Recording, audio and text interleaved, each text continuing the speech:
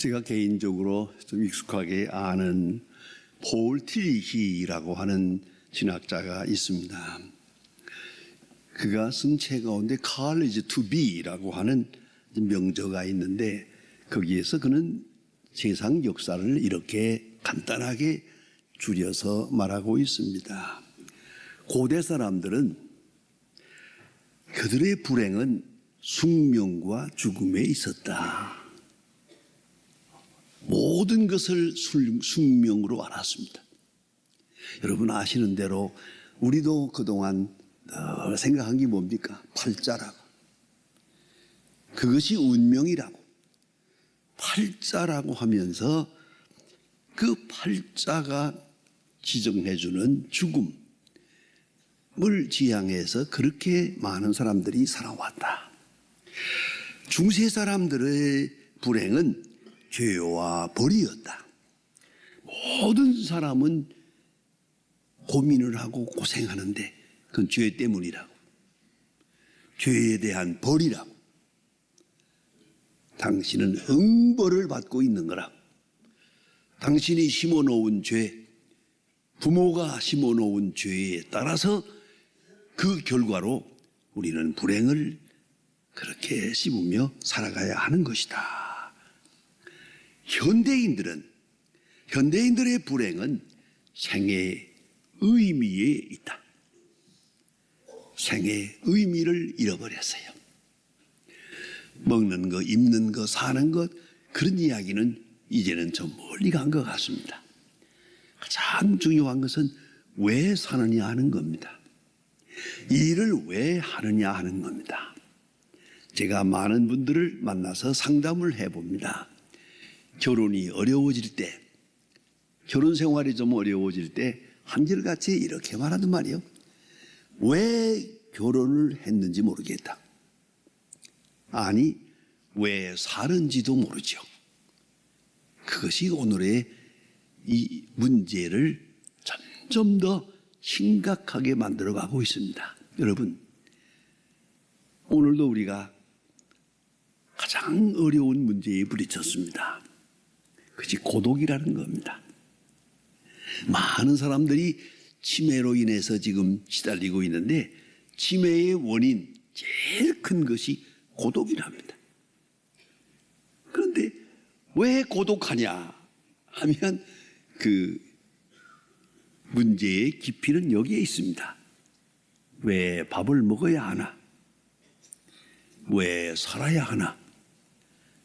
이렇게 고독해질 때 정신적으로 벌써 그런 깊이 수렁에 빠져들어가기 시작합니다. 이것이 현대인의 문제다. 생애의 문제, 그 깊은 곳에 목적을 잃었어요. 왜 살아야 하는지 그걸 알 수가 없다는 겁니다. 심리학자 스캇 팩은 And Beyond라고 하는 책에서 말합니다. 우리는 계속해서 그 중에도 그 와중에도 계속 선택하며 사는 것이다. 책임과 복종 사이에 또는 감사와 허무 사이에 선택해야 한다. 여전히 선택은 있습니다. 아직도 우리 앞에 선택의 기회가 주어지고 있습니다. 그러면 가장 지혜로운 사람, 가장 승리로운 생을 사는 사람은 어떤 사람일까? 그는 스캇 팩은 이렇게 말합니다. 참 두고두고 생각할 문제입니다. 첫째는 불행을 축복의 또 다른 모습으로 여기는 믿음이 필요하다. 불행하다. 꼭 불행할까요? 우리가 다 지내본 대로 그 불행이라고 하는 사건이 나의 큰 행복한 미래를 만들어주거든요. 그렇게 살아왔잖아요. 불행이 꼭 불행한 것만이 아니거든요. 그런 거로 불행이라고 생각하는 것은 또 다른 축복의 방법이다. 그렇게 받아들일 수 있는 믿음. 내가 생각하는 불행도 하나님의 은혜 가운데, 하나님의 능력 가운데서 이것이 행복의 길이요, 행운의 길이 될 수도 있다. 그걸 잊어서는 안 된다. 제가 가끔 미국에 많이 여행을 다니지 않습니까? 거기에 있는 교포들을 만나는데 교포 가서 고생 많이들 했습니다마는 그분들하고 같이 이렇게 모여서 식사도 하고 교제하는 가운데 공통적으로 제일 많이 듣는 말이 이겁니다. 내가 한국에서 사업하다가 사기당했거든요. 그래서 그만 보증서 따가 그만 손해보았거든요. 홀랑 뺏기고 죽느냐 사느냐 하면서 에이라 미국이나 가보자. 그리고 다 걷어가지고 와서 고생을 했습니다. 뭐 돈 올 때 뭐 돈 몇백 불 가지고 와서 가진 고생을 했습니다만은 그 덕에 오늘 우리가 이만큼 살게 되었습니다. 그걸 그렇게 자랑 삼고 있는 거예요. 제가 이분들 때문에 고생 많이 했습니다. 왜냐하면은 그렇게 애써서 돈을 벌어 가지고 좋은 집을 샀거든요. 저 경치 좋은 데다가 그리고 날 들어 그걸 가자는 거예요. 그 집을 내가 왜 가야 됩니까?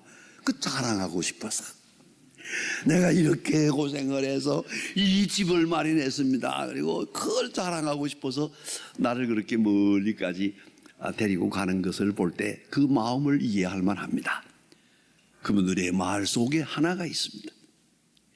지난날에 한국을 떠나는 불행이 오늘의 행복을 만들었습니다. 불행이 행복의 계기가 됐다. 그것을 그렇게 간증하는 것을 봅니다. 두 번째 덕이 있습니다. 그것은 행운을 당연한 것으로 여기지 않는 겸손이 있어야 됩니다. 여러분, 거저 주어질 때, 은혜로 주어질 때, 고운이 벌릴 때, 명예가 주어질 때, 이것을 내가 수고해서 내 자격이 있어서 얻어진 것처럼 착각하면 안 됩니다. 행운을 당연한 것으로 여기지 않고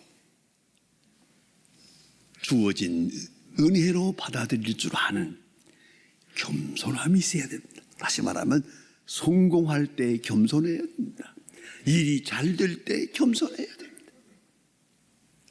일이 안 될 때 믿음을 가지고 일이 잘 될 때 겸손하고 그리고 역경을 기회로 생각하는 긍정하는 마음이 있어야 한다. 긍정심이 있어야 한다. 역경은 기회다.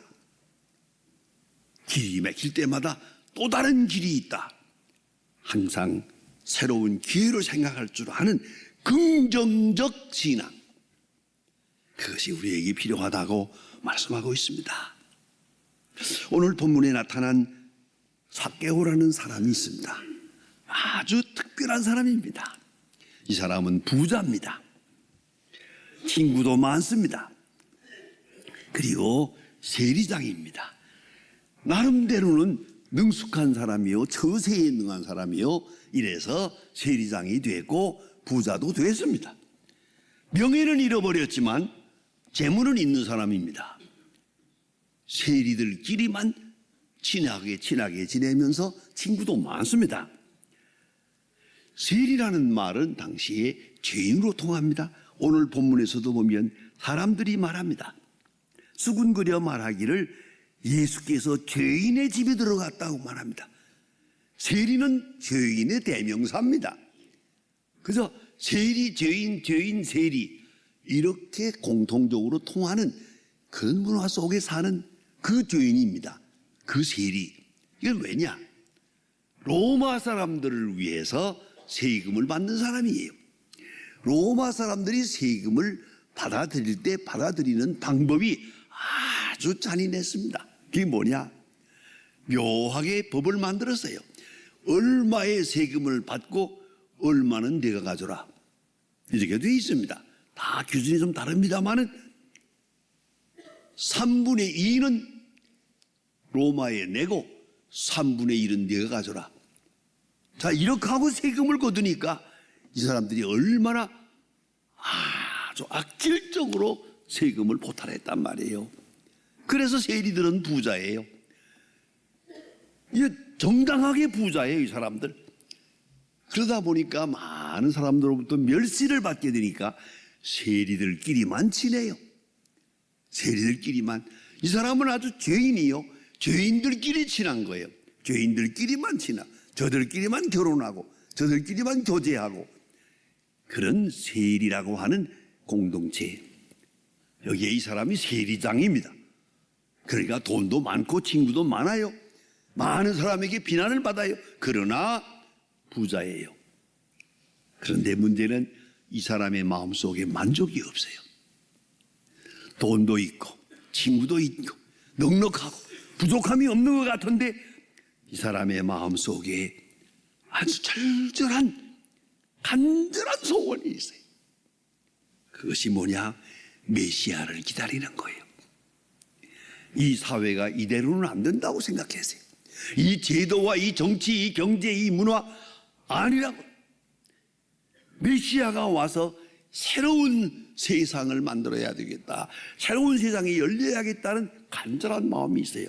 이 이스라엘 사람들의 공통적인 소원입니다. 이것을 흔히 말하기를 메사야닉 익스펙테이션, 메시아 대망 사상이라고 합니다. 이건 구약 성경의 총 주제입니다. 메시아가 오셔야 된다. 메시아가 와서 나라가 바로 되고 사회가 바로 되고 인간성이 바로 되고 그런 새로운 세계가 열릴 것이다. 메시아가 올 것이다. 간절한 기대를 가지고 있습니다. 메시아가 왔다는 소식이 있습니다. 예수님이라는 분이 와서 여기저기 다니면서 복음을 전하고 병자를 고치고 한다는 소문이 들려옵니다. 여기에 최고의 관심을 가진 사람이 이 사람입니다. 그래서 예수님 앞에 나가서 예수님을 만나려고 합니다.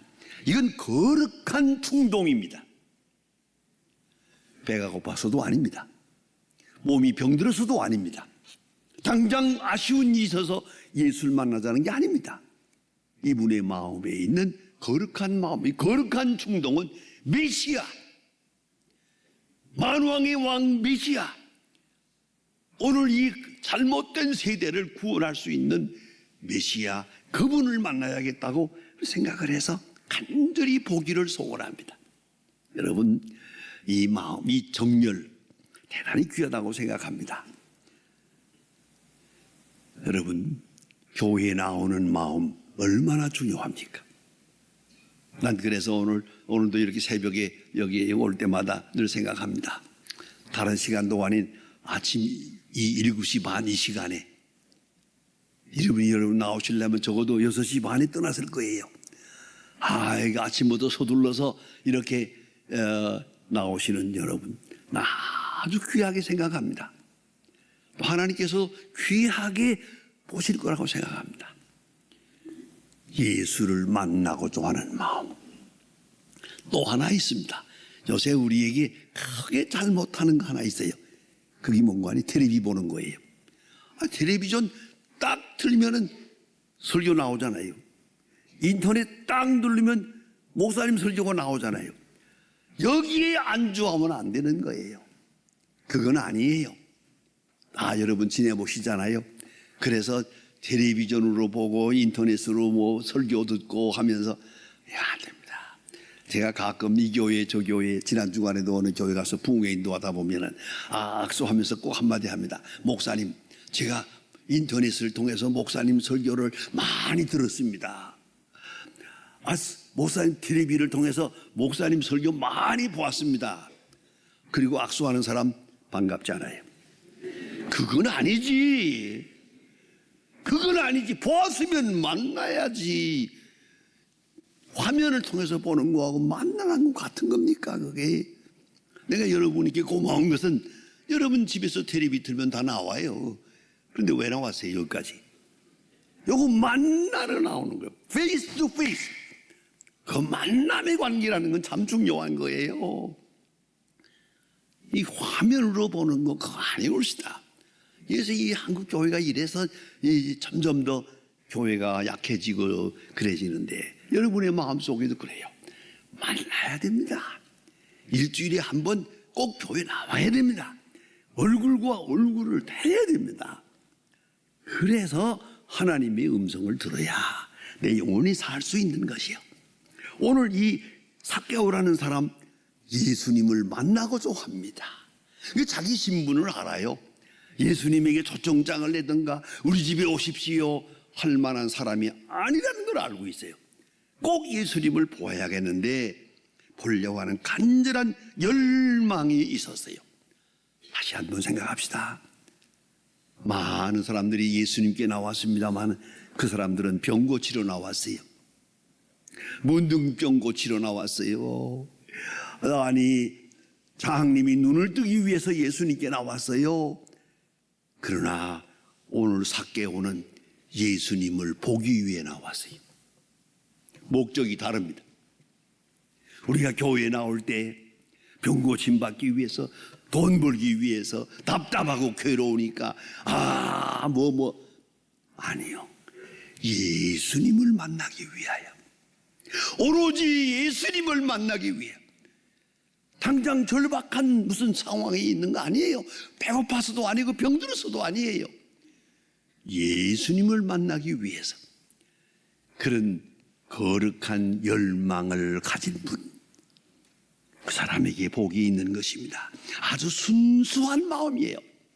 전 이렇게 생각합니다. 예수님 앞에 나온 많은 사람들이 있잖아요. 그 사람 중에 이 사람이 최고로 훌륭한 그리스도인이에요. 예수님을 만나려고 한 것뿐이니까. 예수님 통해서 돈 달라는 것도 아니고 예수님 통해서 병 고침 받겠다는 것도 아니에요. 오로지 예수님을 만나려고 한.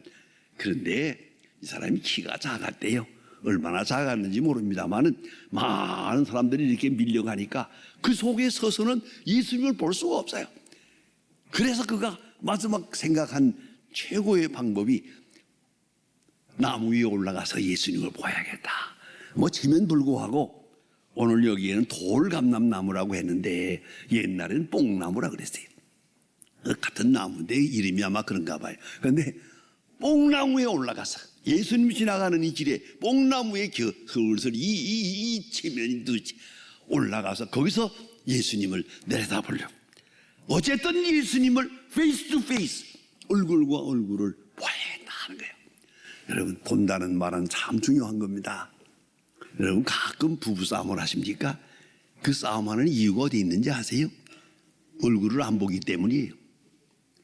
꼭 안 보고 소리 지르거든요. 안 보고 딴지다 대고 소리 지르니까 싸우죠. 얼굴과 얼굴을 딱 만나보세요. 목소리가 클 필요도 없고, 그리고 모든 문제는 얼굴과 얼굴을 대하는 동안 다 해결이 되는 거예요. 오늘 이 삭개오는 예수님을 보기 위해서 뽕나무에 올라갔어요. 체면 불구하고 뽕나무에 올라가서 내려다보고 있는데 참 중요합니다. 오늘 본문에 너무 재미있는 건 예수님께서 쳐다봅니다. 이 삭개오를 보았죠. 벌써 알았죠. 뽕나무에 기어 올라가는 거 보고 다 알았죠. 그리고 딱 보십니다. 예수님을 보려고 열망하는 삭개오, 삭개오를 쳐다보는 예수, 눈과 눈이 딱 맞았어요. 얼굴과 얼굴이 만나게 돼요. 마음과 마음이 만나게 돼요.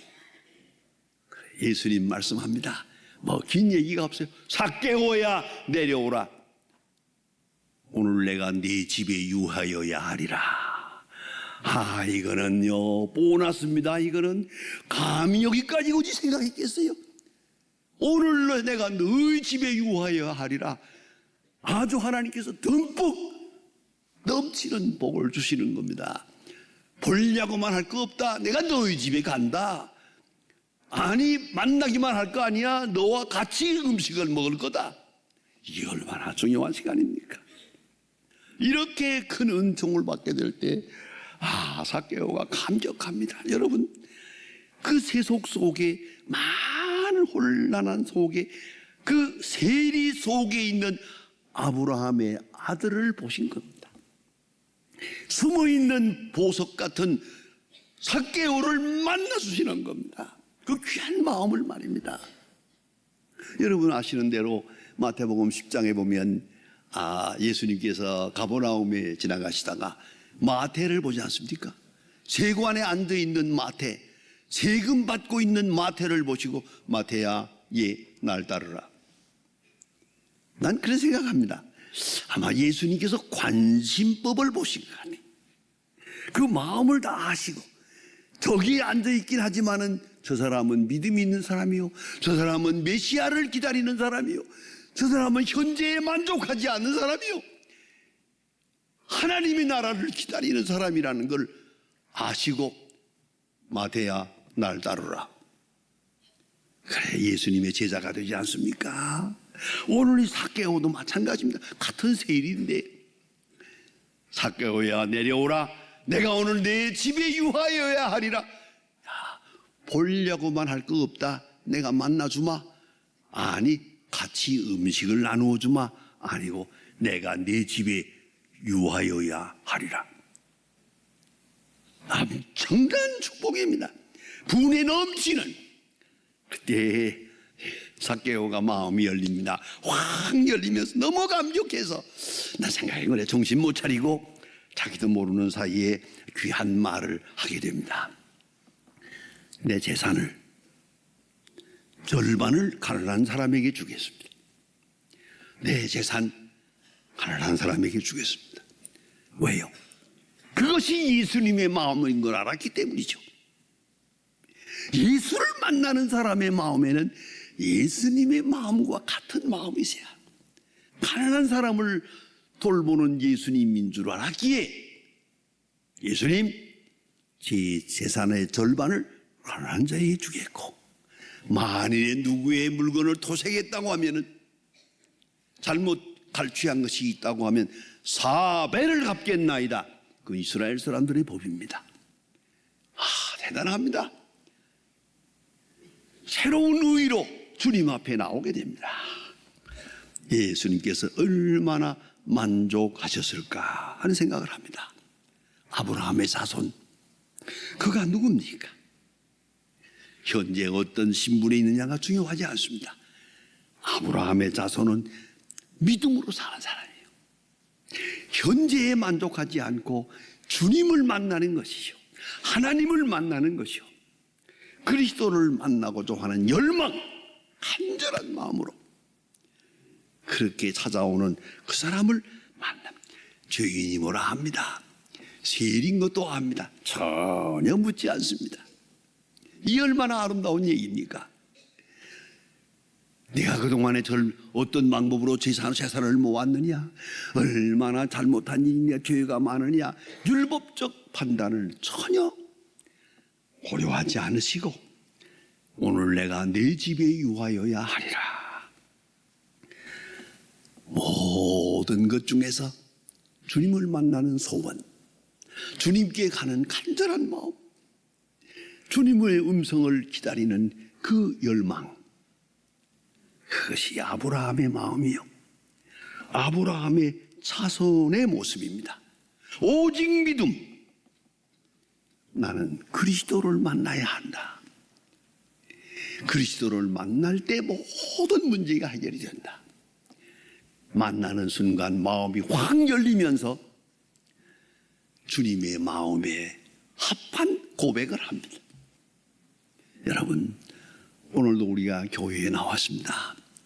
나올 때마다 주님을 만나고 주의 음성을 듣고 그리고 밝은 낯으로 새롭게 다시 한 주일을 시작하는 그런 은혜의 아침이 되시기를 바랍니다.